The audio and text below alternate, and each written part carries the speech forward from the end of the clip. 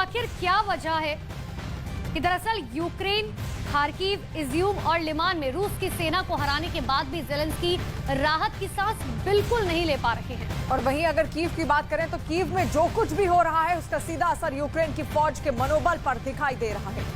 देखिए किस तरीके से इंपैक्ट रशिया यूक्रेन युद्ध के बीच हो रहा है, इस रिपोर्ट के जरिए समझिए।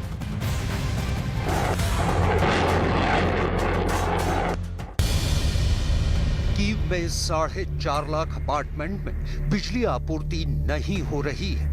कीव के मेयर ने टेलीग्राम पर राजधानी के सभी निवासियों से अपील की है कि जितना संभव हो बिजली की बचत करें, क्योंकि हालात गंभीर बने हुए हैं। सर्दियों में हीटर और ब्लोअर के बिना यूक्रेन के लोग थर-थर कांपेंगे और इसलिए यूक्रेन के बिजली घरों पर हमले करना एटम बम से भी ज्यादा खतरनाक है, क्योंकि दूसरे विश्व युद्ध में 3 करोड़ लोग तो ठंड और भूख से मर गए थे। ये आने वाली ठंड निश्चित रूप से यूक्रेन के लोगों के लिए कयामत लेकर आने वाली है। जर्मनी के चांसलर ओल्फ शुल्ज ने कहा है कि रूस ऊर्जा और खाद्यान्न पर हमले करके यूक्रेन को हराना चाहता है। ये युद्ध जीतने का गलत तरीका है।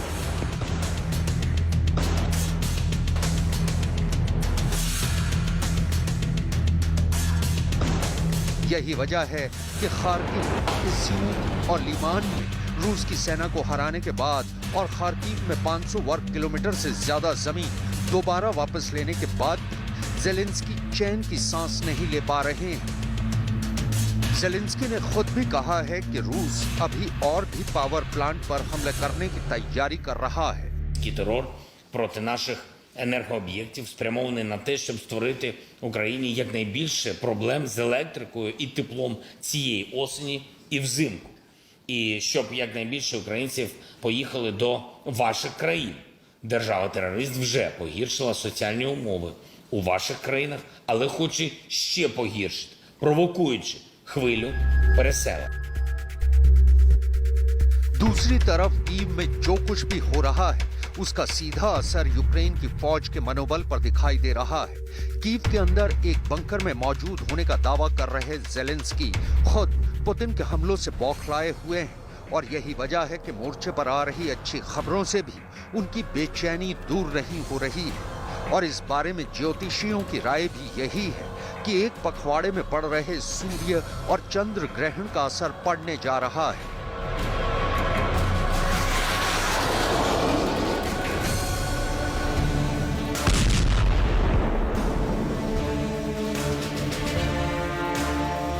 लेकिन हम अगर ये उम्मीद करें कि इतनी बड़ी जब लड़ाई होती है, जहाँ इतनी तोड़फोड़ होती है, इतनी तबाही मचती है, तो क्या हम उसको 1 महीने में रिस्टोर कर सकते हैं? क्या इन्हीं सर्दियों में ये प्रैक्टिकल तौर पे मुमकिन है कि उनको बिजली जो है मुहैया करवाई जा सके?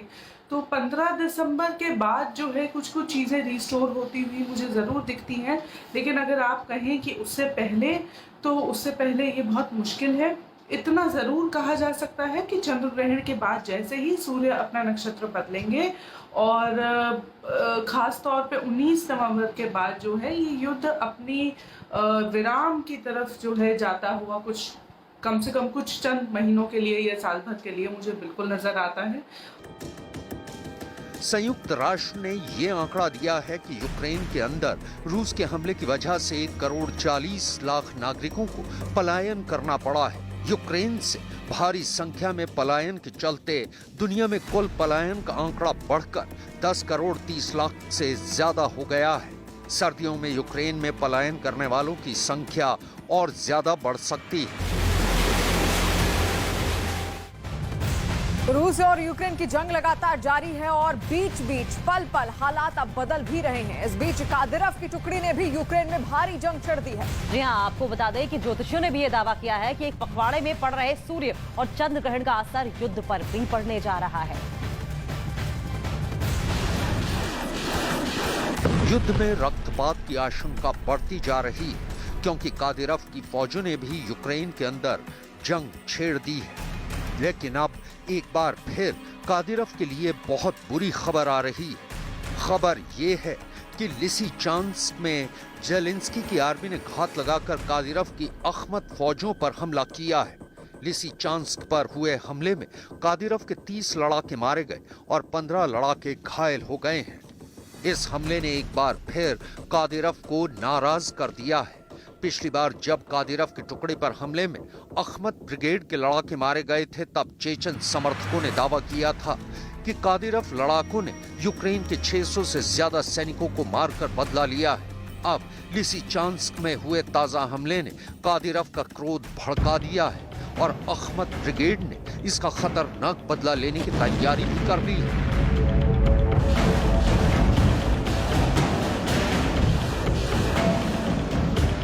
युद्ध में ऐसी घटनाएं इंसानियत पर और ग्रहण लगाने का काम कर रही हैं।